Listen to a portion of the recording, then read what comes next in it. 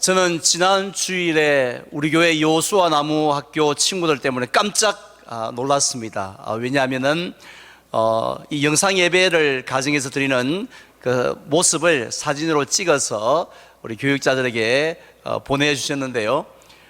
사진뿐만 아니라 그 설교를 요약한 이 노트를 또 함께 보내왔습니다. 그것을 보면서 내가 지금까지 우리 교회 주일학교 친구들을 너무 무시했구나, 너무 우습게 봤구나 하는 생각을 했습니다. 얼마나 말씀을 잘 듣고 집중을 해서 적었는지 다시 한 번 더 칭찬과 감사를 드립니다. 오늘도 동일하게 참여해 주시면 좋겠습니다. 근데 보니까 이 부모님들의 모습을 보니까요, 다들 사진에 찍히지 않으려고 막 이렇게 몸부림치는 그런 흔적을 볼 수 있었는데 아마 복장 불량 때문이 아니었는가 생각되어집니다. 우리가 현장에 성전에서 예배를 드리든 가정에서 예배를 드리든 똑같은 예배입니다. 단지 예배 장소만 달라졌을 뿐입니다. 그래서 우리가 동일한 마음가짐, 동일한 또 옷차림 가지고 예배에 참여해 주시면 감사하겠습니다. 저는 지난 석 달 동안 12제자 이야기라는 제목으로 하나님의 말씀을 전하였습니다. 아마 같은 주제로 이렇게 오랫동안 말씀을 전한 것은 처음이 아닌가 생각되어집니다. 왜냐하면 우리의 인생에 있어서 가장 중요한 질문이 바로 제자입니까? 라는 질문이기 때문입니다.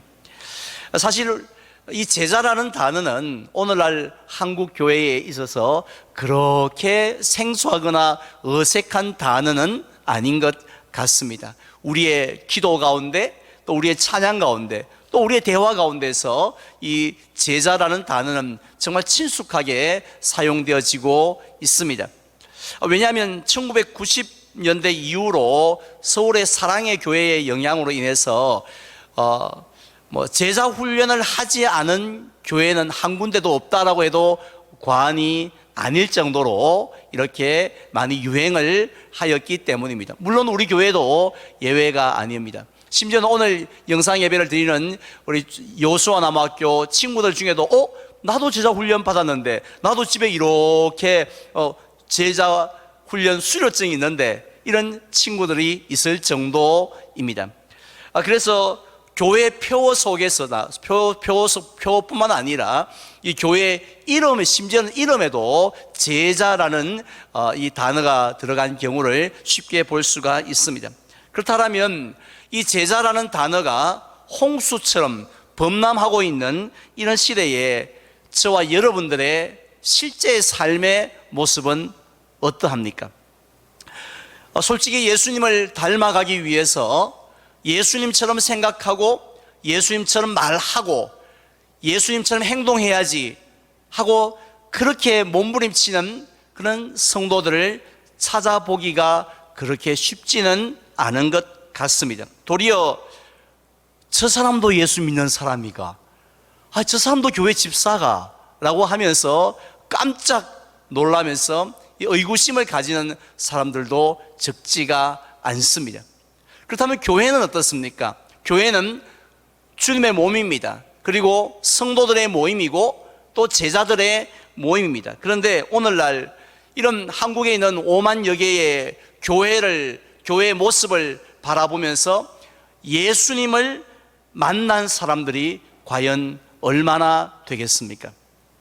따라서 오늘은 12제자 이야기 그 마지막 시간으로서 다시 한 번 더 저와 여러분들의 삶이 자기의 영광을 위해서 살아가는 무리의 삶인지, 아니면 자기를 부인하고 자기 십자가를 지고 살아가는 참된 제자의 삶인지 돌아보는 귀한 시간을 가지려고 합니다. 먼저 사도행전 1장에 보면 부활하신 예수님께서 이제 승천하신 이후에 그 남겨진 제자들과 120명의 성도들이 무엇을 하고 있었는지를 우리가 알 수가 있습니다. 그들은 먼저 이 예루살렘을 떠나지 아니하고 마가의 다락방에 모였어요. 우리 주님이 약속하셨던 선물, 곧 성령님을 받기 위해서 성령님의 강림하심을 사모하면서 그런 기도하기에 힘을 쓰고 힘을 썼습니다. 아울러서 오늘 본문에 보니까 그런 기도하는 가운데 12번째의 제자를 세우고 있었습니다. 왜냐하면은 이 다윗이 일찍이 시편에서 예언을 했던 것처럼 예수님의 12제자 중에 한 명이었던 그 가룟 유다가 예수님을 배반하고 스스로 목숨을 끊었기 때문입니다. 그래서 12명의 제자가 아니라 11명의 제자가 된 것입니다. 우리는 성경에서 이 12이라는 숫자를 자주 발견하게 되지 않습니까? 야곱의 아들들이 모두 12이었고요. 이스라엘의 지파가 모두 12지파였습니다. 특별히 성경의 제일 마지막 책인 요한계시록에 보면 새하늘과 새 땅이 임할 때에 천국의 문이 모두 몇 개일까요? 12개. 또 그 기초석이 또 모두 12개였습니다. 그래서 우리가 뭐 성경 퀴즈 할 때 뭐 잘 모르면 12 하면 맞을 가능성이 아주 높습니다. 이처럼 성경에서 12이라는 숫자가 자주 나오는 것은요, 이 12은 3이나 또 이 7과 함께 완전함을 나타내는 상징적인 숫자이기 때문입니다. 그래서 예수님께서도 제자들을 부르실 때에 형편에 따라서 11명을 부를 수도 있었고 13명이나 15명을 부를 수도 있었지 않겠습니까? 근데 예수님은 12명을 의도적으로 선택하신 이유도 바로 거기에 있는 것입니다. 그래서 제자들도 이 12를 채우기 위해서 오늘 그들이 이제 여러 가지 모습들을 우리에게 보여주고 있는데요, 우리는 그들이 12번째 제자를 세우는 모습을 통해서 오늘 우리는 예수님의 제자는 이런 자격을 가진 사람이 될 수 있구나 하는 것을 우리가 한번 발견하기를 원하고요, 또 한 가지는 예수님의 제자들은 이런 마음을 가지고 살아야 하는구나 하는 것을 우리가 발견하고자 합니다. 먼저 22절 말씀을 보시기 바랍니다. 제가 봉독하겠습니다. 항상 우리와 함께 다니던 사람 중에 하나를 세워 우리와 더불어 예수께서 부활하심을 정언할 사람이 되게 하여야 하리라 하거늘 이라고 했습니다. 지금 베드로는 12번째로 세워질 그 사람에게 크게 두 가지의 이 자격이 있어야 한다라고 말씀을 하고 있습니다. 먼저 첫 번째 자격은 예수님과 항상 함께 했던 사람이었습니다. 그리고 두 번째로는 예수님이 부활하셨을 때에 그 부활하신 모습을 직접 목격을 한 사람이어야만 했습니다. 왜냐하면요, 예수님의 제자의 가장 큰 사명이 무엇입니까? 회의하는 것이 아니에요. 연구하는 것이 아닙니다. 예수님의 제자의 가장 큰 첫 번째 사명은 사도행전 1장 8절에서 말씀하신 것처럼 땅 끝까지 이르러 주님의 증인이 되는 것인 줄 믿습니다. 여기서 증인이란 어떤 사람들입니까? 자신이 들은 이야기가 아니라 직접 보고 듣고 확인한 사실을 다른 사람에게 증언하는 사람입니다. 그런데 흥미로운 사실은 이 증인이 되리라 할 때의 그 증인은 순교자라는 또 다른 뜻을 가지고 있습니다. 따라서 예수님의 증인이 되어지기 위해서는 결국은 순교자의 각오를 가져야 한다는 거죠. 순교자의 대가를 치러야 한다는 것입니다. 따라서 이렇게 엄청난 그런 사명을 감당하기 위해서는요, 누가 뭐라 카더라 하면서 이 소문으로 듣고는 절대로 그 사명을 감당할 수가 없다는 것이죠. 직접 예수님의 말씀을 듣고 직접 예수님의 기적을 보고 직접 부활하신 모습을 확인한 사람만이 나가서 예수가 그리스도십니다, 예수님이 우리와 함께 하십니다, 예수님이 우리의 구주가 되십니다 라고 확실하게 증언할 수 있다는 것입니다. 오늘날 우리들도 마찬가지입니다. 분명히 시대는 변했습니다. 상황도 달라졌습니다. 자, 그럼에도 불구하고 우리 예수님은 아무나 제자로 부르시지 않습니다. 요즘은 저희들이 신학교를 갈 때만 하더라도 신학대학원 경쟁률이 많이 치열했습니다. 학교는 신학생들 모집에 전혀 신경을 쓸 필요가 없었습니다. 재수, 삼수하는 사람들도 있었습니다. 근데 요즘은 그렇지 않습니다. 신학을 해서 목회자가 되겠다는 사람들이 그렇게 많지를 않습니다. 이번에도 우리 동대구 노회에서도 예전에는 20명씩 목사 안수를 했는데요, 우리 이번 가을 노회 때는 6명밖에 되질 않고 점점 그 수가 줄어가고 있습니다. 그렇다고 해서 우리 예수님께서는 아무나 제자로 부르지 않습니다. 제자 훈련을 많이 받았다고 해서 수료증이 집에 산더미처럼 쌓였다라고 해서 할지라도 자격이 되지 않으면 제자로 세우지 않습니다. 그 자격은 베드로가 말씀을 한 대로 예수님과 함께한 사람이고 또 예수님의 부활을 목격한 사람이어야 합니다. 물론 우리들 가운데 2000년 전으로 타임머신을 타고 돌아가서 예수님을 직접 만날 수 있는 사람은 아무도 없습니다.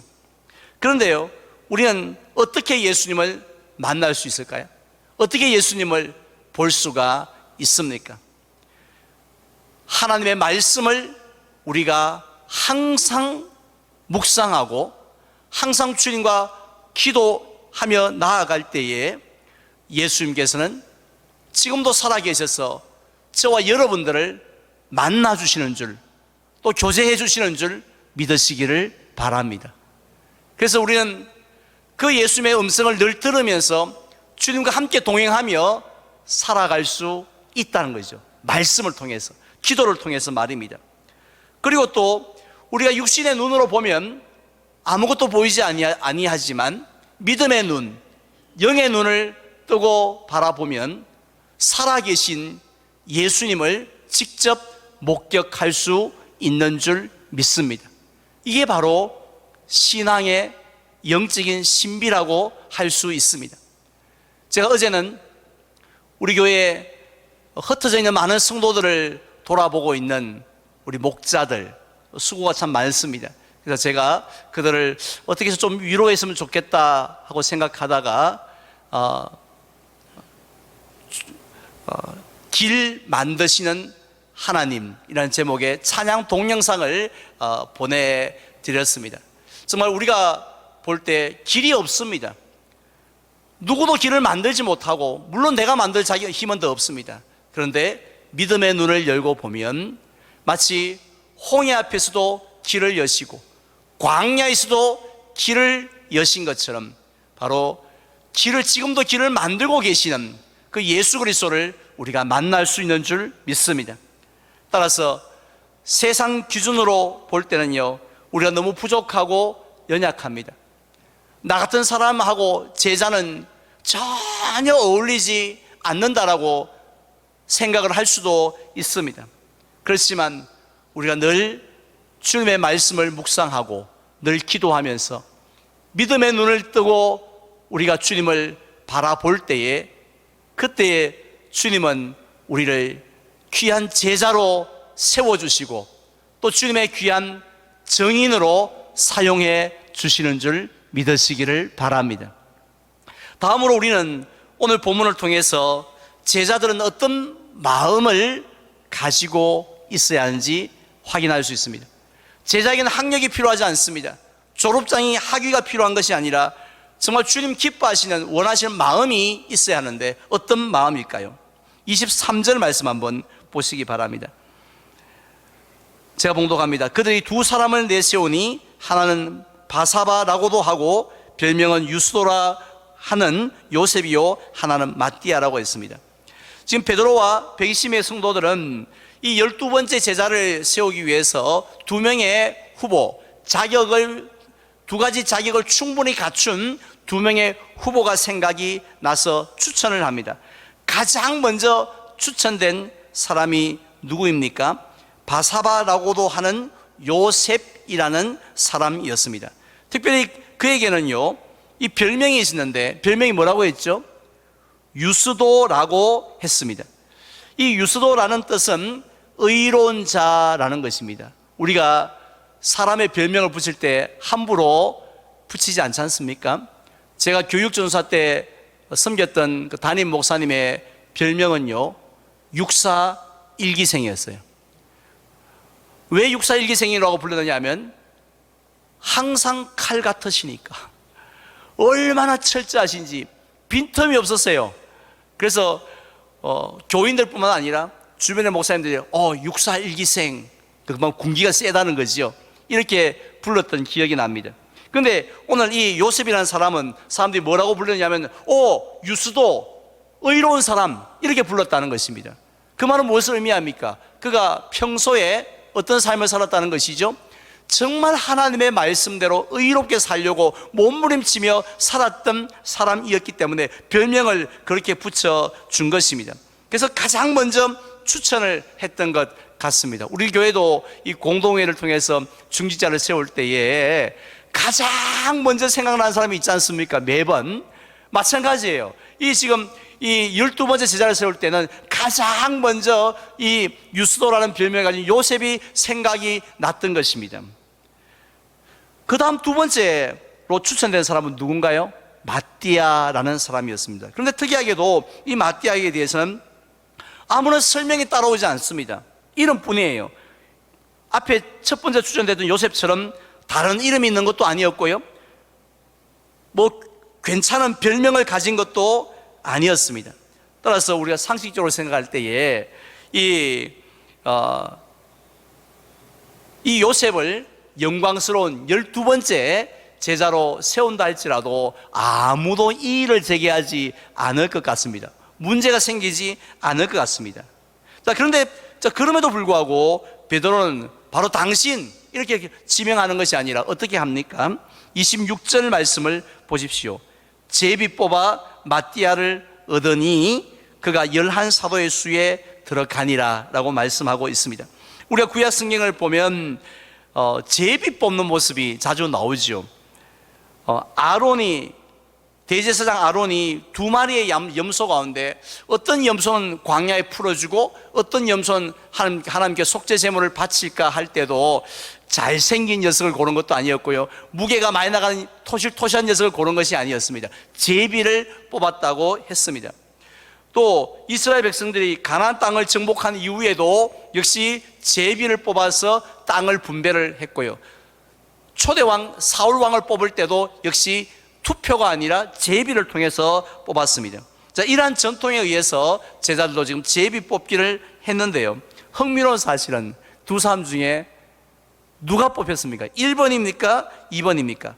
모든 사람들이 가장 먼저 추천했던 1번, 기호 1번 요셉이 아니라 아주 평범한 기호 2번 마띠아가 뽑히게 된 것이에요. 그런데 제자들 중에 다시 뭐 잘못됐다고, 사무실판 한 번 더 하자고 이렇게 말하는 사람이 없이 그대로 그가 11사도의 수에 들어가게 되었다고 말씀합니다.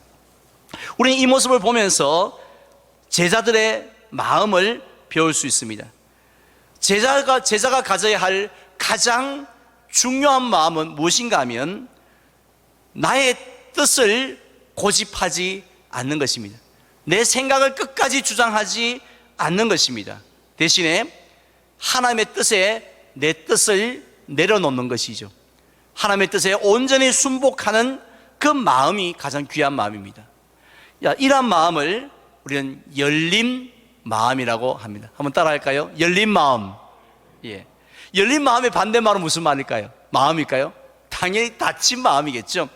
이 닫힌 마음은 어떤 마음이냐면 내가 모든 걸 이미 다 결정해 놓은 거예요. 하나님, 저 이 길로 갈 겁니다. 하나님, 저 이 사업 할 거예요.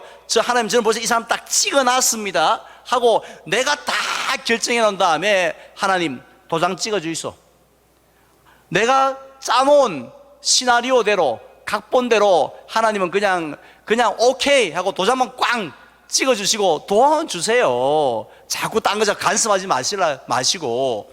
이것이 바로 무슨 마음이에요? 닫힌 마음이죠. 근데 베드로는 어떻게 했습니까? 오늘 24절과 25절에 보면 그의 기도가 나오는데 그 기도의 내용을 보게 되어지면 그가 어떤 마음인지 알 수 있지 않습니까? 제가 봉독합니다. 그들이 기도하여 이르되 무사람의 마음을 아시는 주여, 이 두 사람 중에 누가 주님께 택한 바 되어 봉사와 및 사도의 직무를 대신할 자인지를 보이시옵소서. 하나님, 우리 뜻은 중요하지 않습니다. 하나님의 뜻이 궁금합니다. 그 뜻을 보여 주시옵소서라고 열린 마음으로 하나님 앞에 기도하였습니다. 결국 그 마음이 있었기 때문에 하나님께서 예배해 놓았던 사람 누구죠? 마띠아가 기호 2번이었지만 12번째 제자의 자리에 서서 그 모든 직무와 봉사를 감당하게 된 것입니다. 이렇게 선택된 마띠아는요, 사실 성경에 더 이상 이름이 나오지 않습니다. 무슨 활동을 했는지 알 수는 없습니다. 하지만은 하나님께서는 그를 귀한 그리스도의 증인으로 사용을 하신 줄 믿습니다. 실제로 이 교회 전승에 의하면은 그는 에디오피아까지 가서 복음을 전하다가 이 십자가에 달려 죽었다고 합니다. 결국 그는 가론 유다의 그 빈자리를 아름답게 잘 감당하였던 12번째 제자였습니다.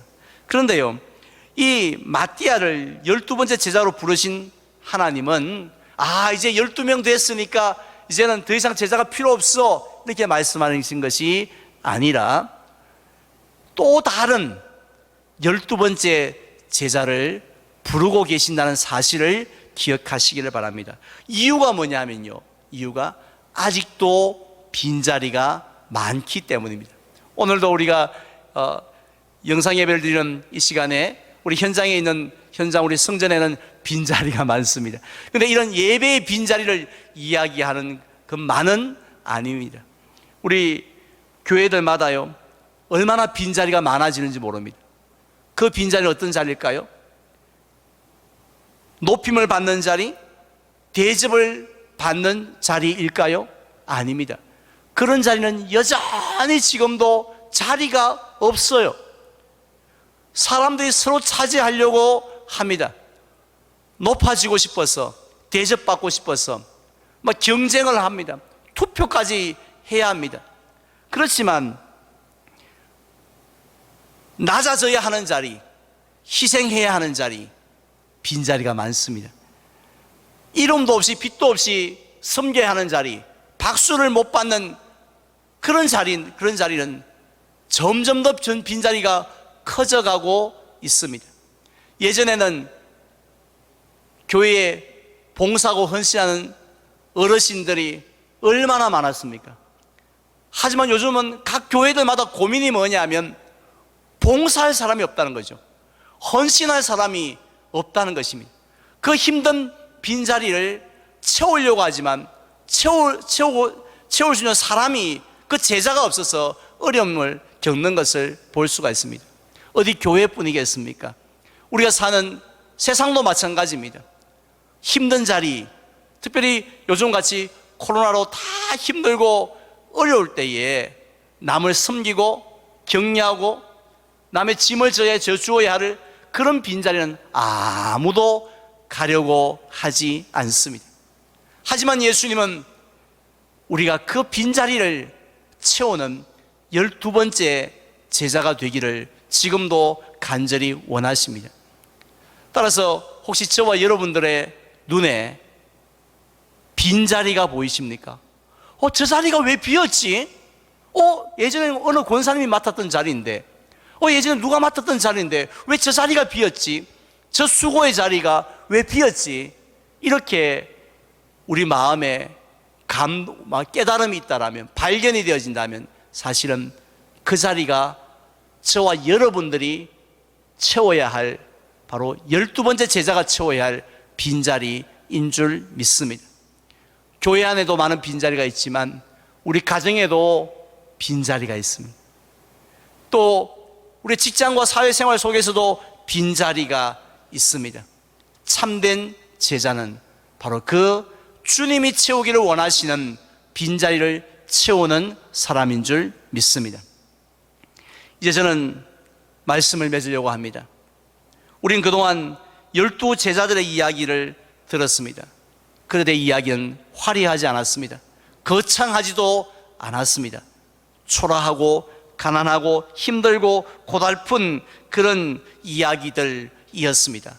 그럼에도 불구하고 주님은 또다시 저와 여러분들을 그 이야기의 주인공으로 우리를 부르고 계신다라는 사실입니다. 이유가 뭘까요?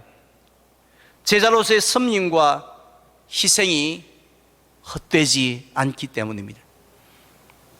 당신의 그 헌신이, 그 섬김이 이 땅에서는 빛이 나지 않지만 천국에서는 해같이, 주님 앞에서는 해같이 빛날 것이 분명하기 때문에 우리를 부르고 계십니다. 이것이 바로 세상의 빛이 되고 소금이 되어지는 사명의 자리가 아니겠습니까? 따라서 주님 앞에 설 때까지 2020년 그 긴 장마의 때에, 또 그 폭염이 심했던, 또 코로나로 인해서 정말 많이 힘들었던 그 시대에 들었던 말씀, 제자입니까? 이 말씀을 붙들고 평생 주님의 제자로 살아가시는 저와 여러분들이 되시기를 주님의 이름으로 축원을 드립니다.